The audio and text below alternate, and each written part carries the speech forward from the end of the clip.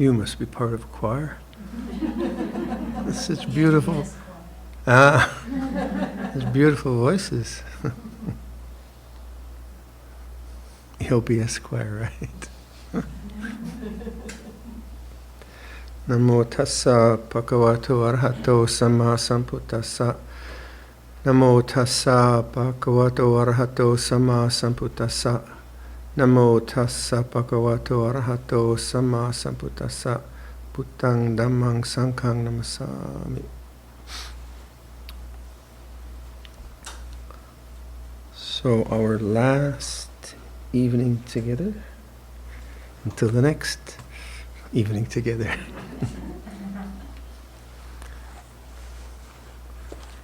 So let's see something. I forgot, I was going to look this up.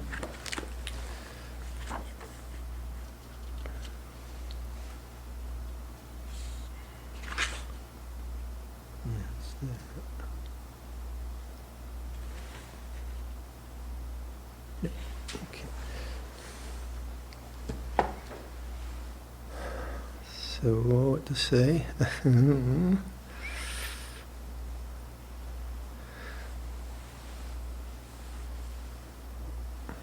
Well, yesterday I was just kind of describing how I see a progression of confidence and fulfillment in the way it's worked for me. So on a retreat such as this, which isn't a scriptural retreat, it's not really geared to a lot of intellectual understanding. It kind of assumes we all have that basis already. So it's more kind of tuning in to things that resonate, and then using those in some kind of a way which consistently bring more confidence and more peace, what have you. And so that's a different way of operating than just agreeing or disagreeing. So for myself, I certainly studied a lot on my own, the texts and some very difficult commentaries, and that was all right. But then this other way of just kind of like hearing something that Ajahn Chah might say, Ajahn Sumedho, it's not much, but it is much, because sometimes it strikes you, doesn't it? And it's very, and when it strikes you, you know for yourself, that makes sense, or that's something I like to explore. Whatever it is, it's a kind of felt resonance rather than just kind of an intellectual agreement, because the logic makes a lot of sense. And I think it's very important that, like, after the retreat, that those, shall we say, insights or resonances or intuitions, whatever language you like, that you really embed them into your whole way of being. And that's very much like craft work. You know, I love the craft analogies. And so for instance, I have this lovely new loom. It's just, I took Jean over to look at it, and I stroked the yarn. It's just such a lovely thing. Anyway, I'm not attached. But so it's a much more complex loom than I'm used to, and I studied a lot. And then it arrived. It was a lovely gift from a friend who's passed away. But so I finished one rug, and it worked. I was quite pleased. It took a long. It was quite a steep learning curve, and I could undo the mistakes I made. So I kind of have a confidence now. But now I need to embed that understanding by just doing it a lot, by putting on more warps and creating more textiles. Not as an obsessive compulsive, I hope, but just in the way of both developing the craft, but not just for the product, also just for myself as a human being who can use intelligence not just abstractly but also concretely. So I consider that the intelligence of things, or material intelligence. I guess, like say, if you have a fresh egg and you want to divide the yolk from the white of the egg, I did it 50 years ago. I kind of remember. I guess you crack it, you go like that, right? Now that doesn't seem like much, but actually, that takes intelligence. You have to know the difference between an egg and a turnip. I know it sounds absurd, but yeah.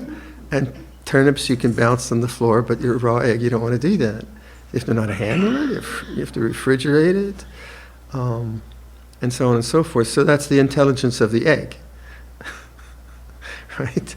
And I'm not saying the egg is conscious, or maybe it is conscious, but it's just the intelligence that you have to apply to the very real world to make things happen in a skillful way. And I think, really our inner life is part of the real world. It's not an abstract. It functions according to causality. It can be affected through efforts and intentions. So all that is, in a sense, it's just much more complex than your egg. And the learning curve seems to be very steep. It's very hard to train the mind, but it can, and we can develop confidence in ways which are very fulfilling, very fulfilling. So if there's anything on a retreat, like this retreat, which is helpful, and it doesn't have to be that much, it just has to be really, like, if you take away from a retreat one phrase that has a kind of significant impact on your understanding of who you are and how you could train in the spiritual life, that seems to me quite a lot. Right? That's quite a lot. But the thing is then, now, how can you embed it into your ordinary life? So just as with the weaving, if I go back to it now, I'll have more and more understanding, more fluidity, more sense of color and design, and I'll embed those things in, not just as an idea from a book I read, but in my body, in the way I use my hands. Like I don't have much experience of color in terms of design. Furniture, the wood does it for you. But now all of a sudden, why does that work? And just by doing it, right? Just by doing it, or asking Vivian, how do you? When you indicated the red and the brown, in that teal. Oh, I didn't understand that. So Vivian's an artist, so she noticed there was red. And I did this rug which is teal and brown. It's very nice. And then, oh yeah, it's got red in it. So just by doing that, I'll learn about it, but I have to do it. So the same thing with the contemplative life, the meditative life. You have to somehow make these things conscious, because when you go back to the world now, so we go back to the more complex things of life, it's going to demand a lot of attention. It's going to take up a lot of your bandwidth, right? And that's the way it is. So life is that way. So kind of to carve out a time where you can embed these ideas in a way which is significant and consistent and frequent, I'd say, has to be frequent, like any skill. So I'm always the salesman for morning meditations. I'm always saying, come on guys, get up. And so like someone said they did 20 minutes with a coffee and they thought it was great. I thought, are you serious about meditation? Like 20 minutes? Like in a one day, is that really a lot? Considering how much doom scrolling one might do, So if you're really gonna, if you take this inner training seriously, then you put some serious time into it. And I don't want to be a heavy monk on this, but it's very profitable. Much more profitable than doing cat videos. It is, but it's not easy. And like this morning, I woke up and I thought, I think I'd like to live under the duvet for another day. Or why doesn't Padipu finish the retreat off for me? Or it's very comfortable. And so, but the like all of us have an aspiration. Otherwise, we wouldn't go through this 7 days. It's quite hard work, and it's not easy. And we're all quite diligent and silent. It's very, very admirable. How many people can do this, really? So it's I applaud your good efforts, but and like I was saying probably early on, if I have a truth and an aspiration to truth, which is important as a centrality of my life, then I have to honor that. And the way you honor that is by kind of determining to do ways of living and ways of awakening which are consistent and frequent and serious. So the morning practice is really where your best chance at that is, because in the evening usually you're tired and life is more complicated. So if you can, many of you are retired, so it's easier. But if you can, like carve out at least an hour, and like at least. But then if you don't think, you think that's too much, one guy said, yeah, that's too much. I've got a life to live. Then just look at like how much of life is actually just trivial pursuits. If you add up the minutes, a lot of it's just trivial pursuits. So anyway, that's the kind of rah Viradhammo talk. What you do with that, I don't know. Certainly, it's. I don't know if I could have done it. Like I never really practiced as a lay person. I just went to a monastery, so it kind of carried me. So what might you do in the morning? Well, one of the questions was on the 5 remembrances or the 5 recollections. So I don't do much chanting on retreats, as you noticed, because I'm an old man or something like that. But there certainly is a whole body of reflections in this book. And so say like the person asked, with the 5, where is it? It's page 55, if you want to look at that. This would just be an example of how you could practice. If you want to look at, or I can just read it out for you. So the 5, and like in the monasteries, I often don't come to the meditations, just hang out on my own, so that's why I'm not sort of, but the first 40 years of my life was this. So I think I've done my homework. But so if you just took the English, I'm of the nature to age, I have not gone beyond aging. I'm of the nature to sicken, I have not gone beyond sickness. I'm of the nature to die, I have not gone beyond dying. All that is mine, beloved and pleasing, will become otherwise, will become separated from me. I'm the owner of my kamma, heir to my kamma, born of my kamma, related to my kamma, abide supported by my kamma. Whatever kamma I shall do, for good or for ill, of that I will be the heir. So in our tradition, we usually chant the Pali first, English, Pali, English, Pali, English. And these are on different websites. The Bayagiri website has this, and Amaravati has websites. So what you do in this kind of vast array of possibilities, you find intuitively, I like that one. Yeah, I like that one. So and then you just do it every morning, and see what the result is on your mind. And I haven't laid that out as a kind of definite that we have to do this, but it's very helpful. I've so much of my monastic life has been every morning one of these reflections and the basic chant every morning and evening, just a lot, or just chanting the Dhammacakka Sutta. And so these things, and this is how monastic communities would learn, is they would learn through rote memory and repetition. And we don't have much of that in modern culture because we have memory retrieval systems called computers and Google and so on. And so we don't really have the training in repetition. And repetition in that personal way is actually part of the craft of the contemplative, I would think. Whether it's a mantra, infinite patience, boundless compassion, that's something very personal. It's not something that is abstract, and you keep doing it and keep doing it and keep doing it, and the repetition has an effect. It has an echo in consciousness, just as if if I say I hate you Viradhammo, I hate you Viradhammo, I hate you Viradhammo, say that for 2 years, that's going to have an effect, right? That's going to have an echo, and we have a lot of those echoes probably. We don't need those.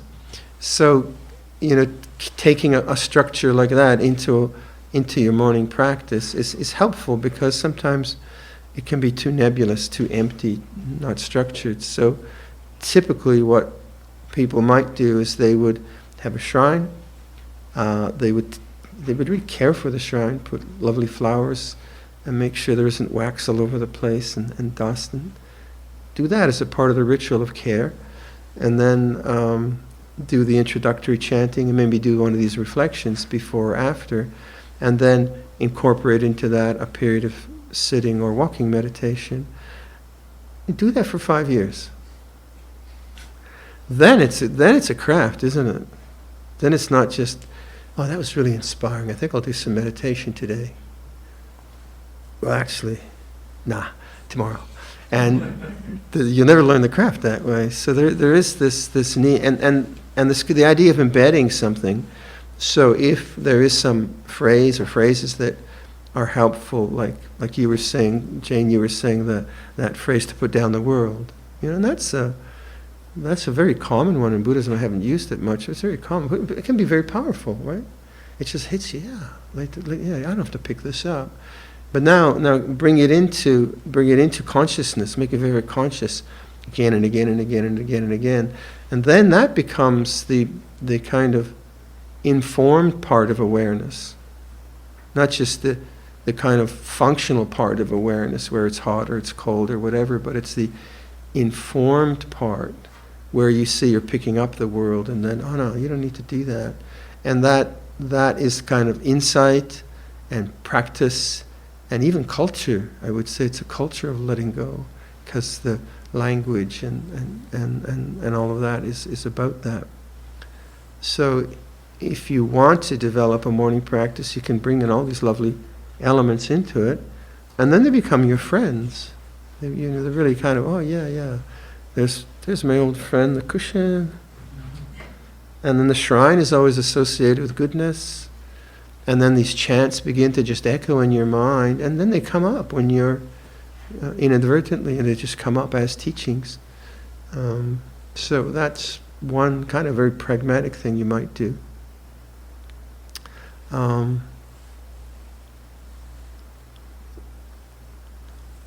So in terms of like developing the path, again, going back to this idea, if something kind of feels it's working, kind of see if you can go for that. And if something, and vice versa, something doesn't work, don't blame yourself. So lots of people come to me and say, I can't do breathing meditation. That's fine. And it doesn't really matter, but something works. Something works. So that it's a very personal kind of craft, the craft of the heart. And then when push comes to shove, and the world is more demanding with its demands that it makes, then you're tested. Then you're tested. You see where you're at, and of course you fall apart.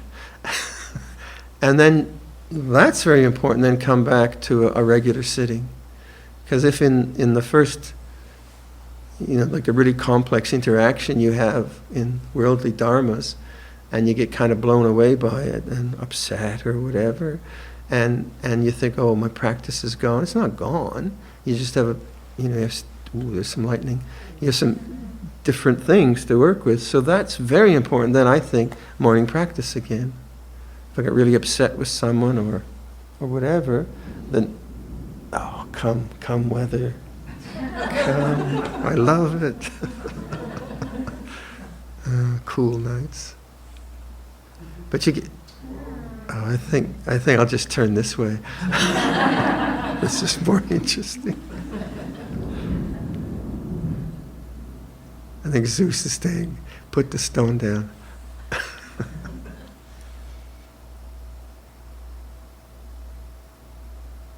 The rain's coming across the river? Sounds like it. So that's one thing. If you have a regular practice and things get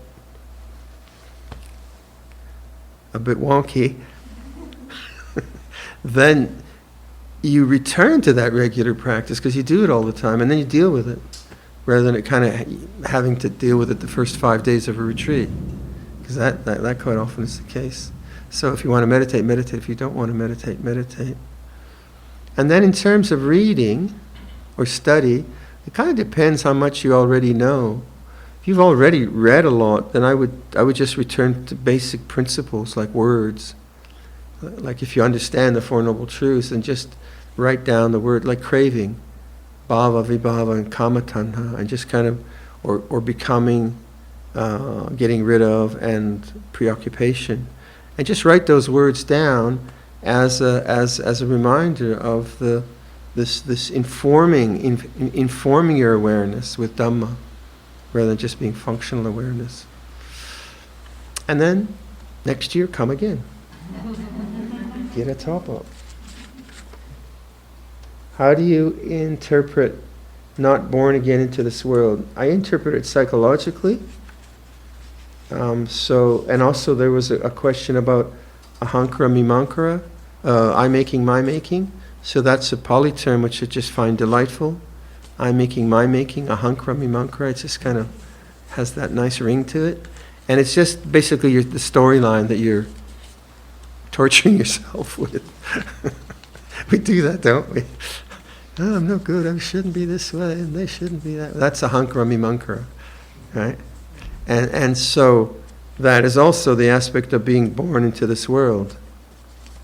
And so the world in Buddhism is quite often interpreted as the conceptions and perceptions that are being created in this, they call it the fathom-long body in the Victorian interpretations. And that you can see is like picking up the world being created through thought, the sense of self being created through thought.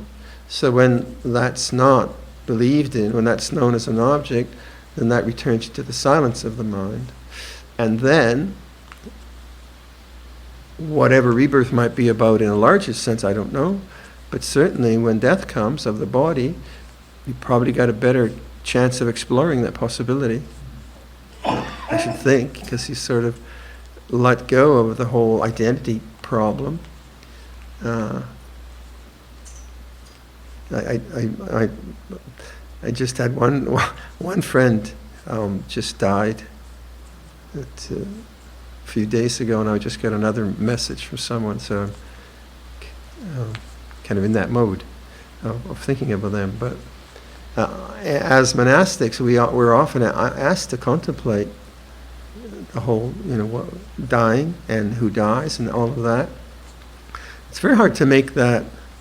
It's a very abstract idea, and I've never found Marananusati all that helpful.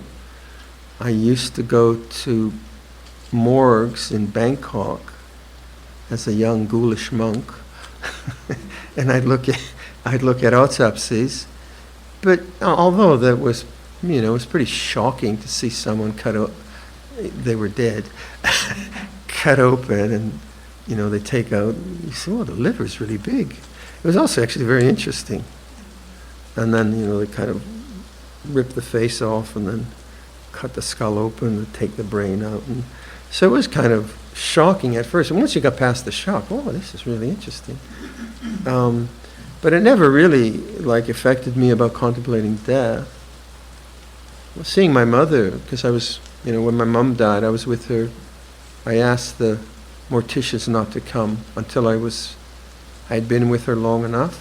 So that was 36 hours. That was powerful. That was more powerful.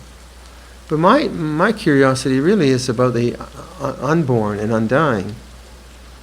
So then, if I've contemplated that as in the health of my good karmic fortune of this good body, and I've just kind of constantly referenced that, what's not born, what does not die, and then done that a lot, then it seems to me that when the death of the body comes, somehow that contemplation is going to be significant, right? Must be. How it plays out, I don't know. So the idea of is sort of twofold for me, this not born again into this world. It's the psychological, which is just a whole mess of suffering. The kind of, the constant narratives that we have, that's a lot of suffering in that sense. But then it takes me to the larger question, like, what is the sense of self? Because when there's no thinking, I can't find Viradhammo. I can find painful knees, or etc., etc.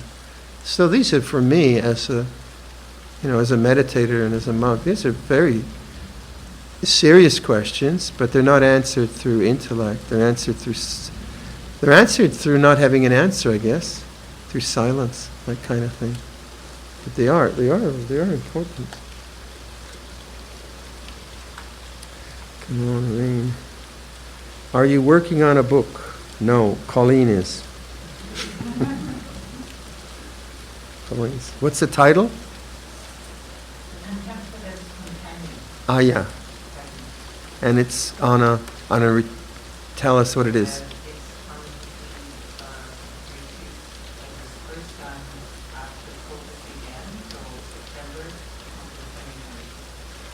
And it's the 10 days, or the 7 days of the retreat with all the chanting and, yeah.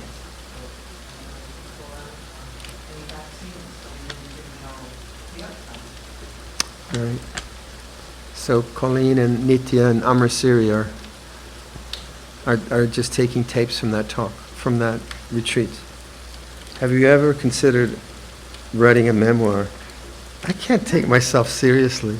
I could never do that. I think it's a bit pretentious. Someone wanted to do my history. I said, wait till I die. I can't do that. Rock stars and all their memoirs, right? Can you talk a little about the benefits of reflecting on the 5 remembrances and how they skillfully, in daily practice? So just that idea.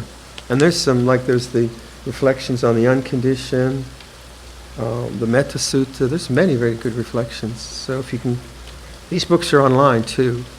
You can get them online, the digital copies. We'll do some homework and see what you like.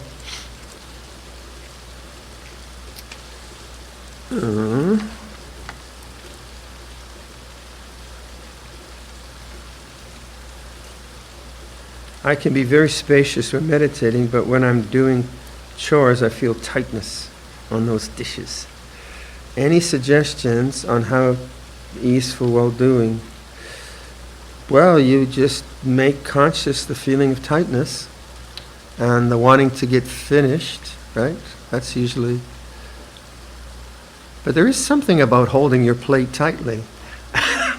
There is some advantage to that.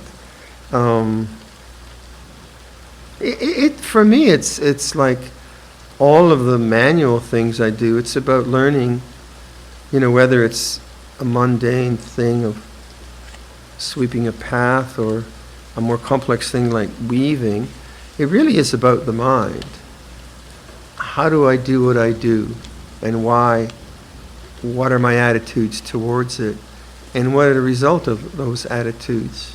So that's one of the reasons I like to use that intelligence of things to understand myself in the real world challenge of affecting something which like the egg is not going to behave as a turnip, right? So that there's something that creates for me self-understanding in doing that. So whether it's doing dishes, I want to do them well, although they never let me in there, or haven't been there for yonks. Ajahn Sumedho loved doing dishes. He said he loved, and he would kind of come in and, don't, Bhante, no, please, no. And they'll come, please let me do dishes. And he said he loved to do dishes because dishes get finished. people never get finished.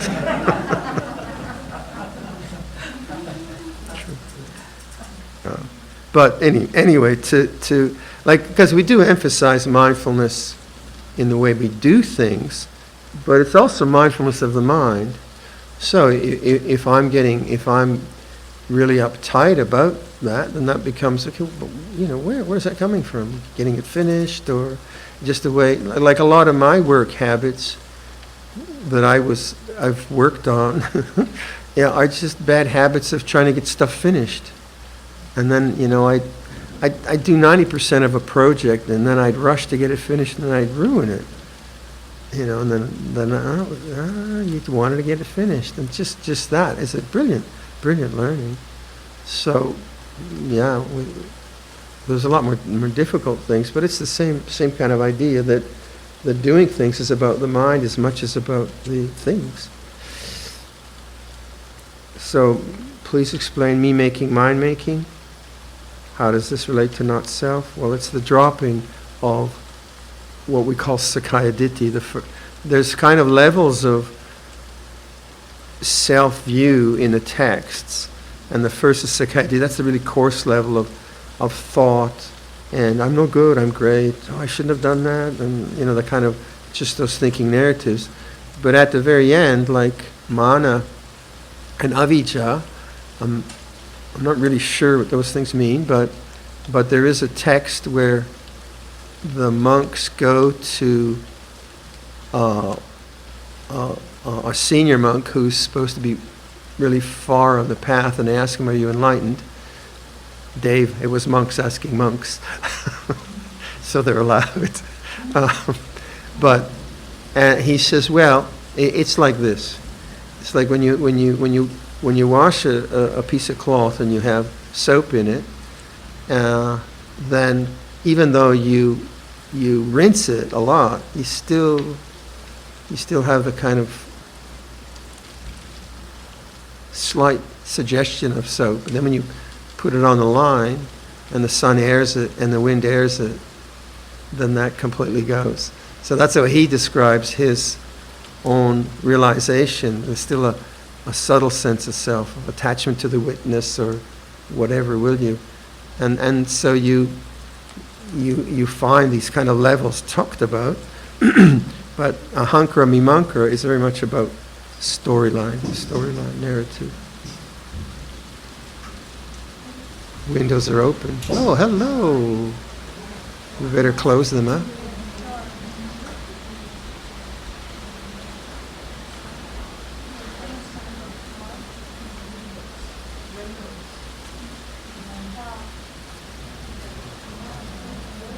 Excited. It's the most exciting thing we've had. We'll have to practice for another hour to settle the mind.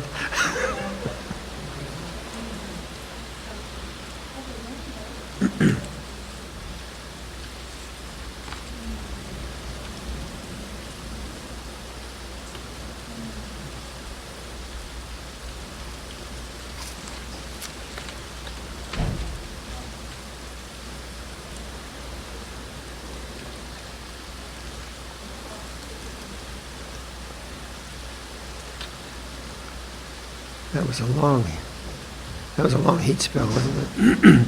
That was a long hot spell. That was a real baker. Was it cool at Shisarama? It was cooler, and we have air conditioning in our building. That's why I didn't want to get out of my duvet.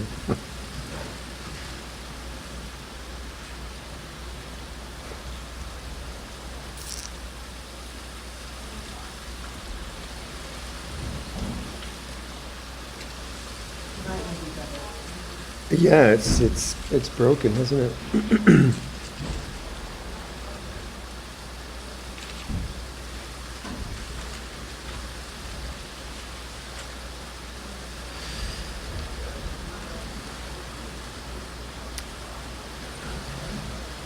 All the windows are open in all the rooms, huh?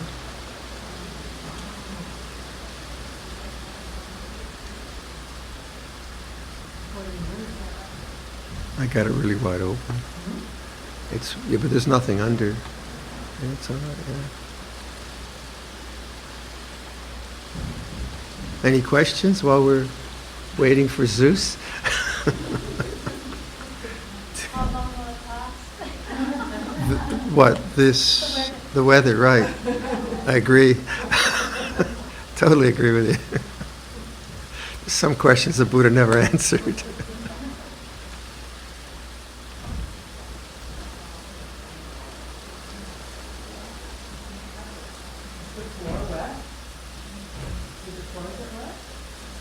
Everything.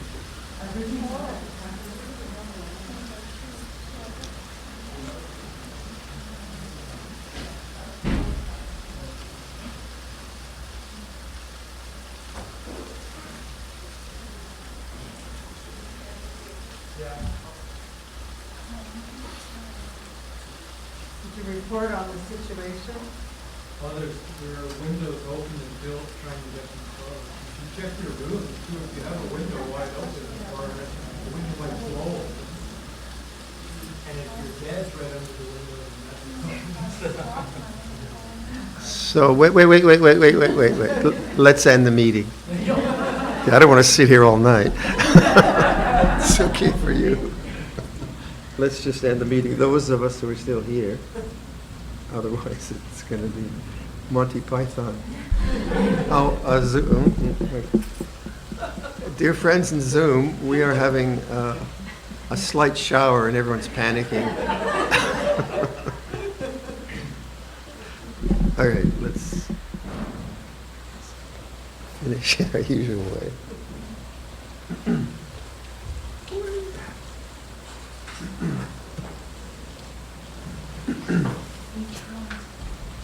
Arahang Sam